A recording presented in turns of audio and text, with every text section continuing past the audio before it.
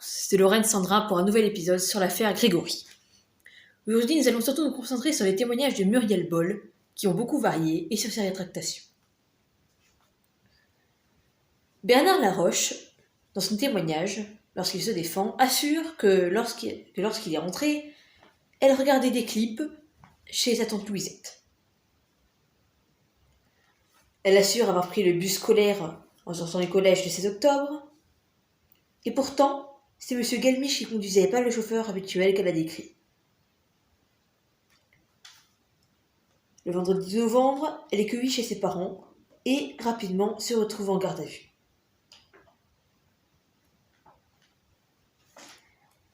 Enfin, elle finit par avouer. Lorsque Bernard est revenu, il était accompagné d'un petit garçon. Voici la phrase qui sera retenue. À 13h30, son audition basculera en garde à vue. Le mardi 16 octobre, en sortant du collège à 17h, je me suis dirigée vers le car qui était garé sur le parking, comme à l'habitude. J'ai été appelée par mon beau-frère Bernard Laroche. Sur le moment, j'ai été surprise car c'est la première fois qu'il venait me chercher à la sortie. Il m'a interpellée par mon surnom, Bouboule, depuis l'extérieur de la voiture.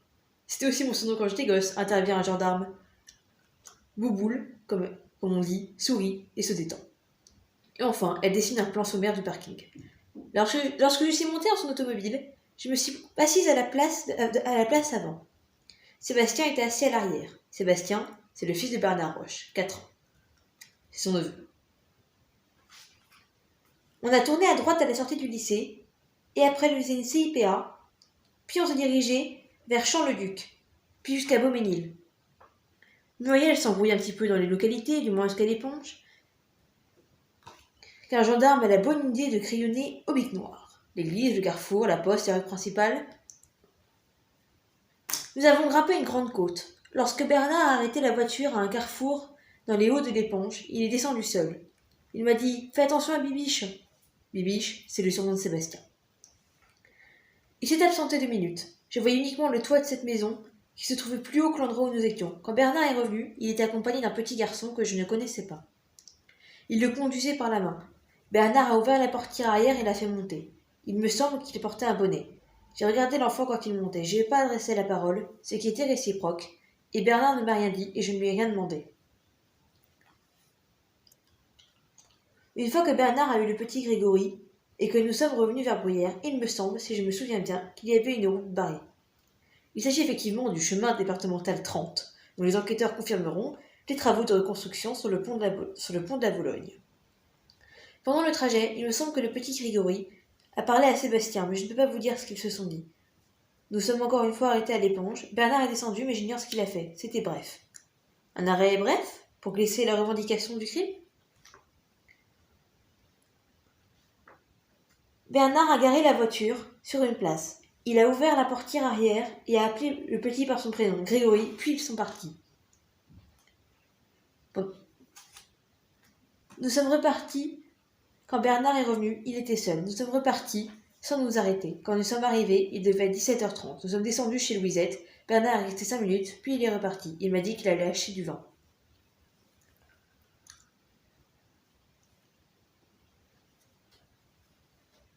Oups, il semble qu'elle ait eu une petite surprise le lendemain, lorsqu'elle voit la photo de Grégory dans le journal. Dès lors, la peur lui cloue les lèvres. Sa loyauté aussi. Elle, la fille franche et selon ses proches ne raconte jamais d'histoire, a 2 options.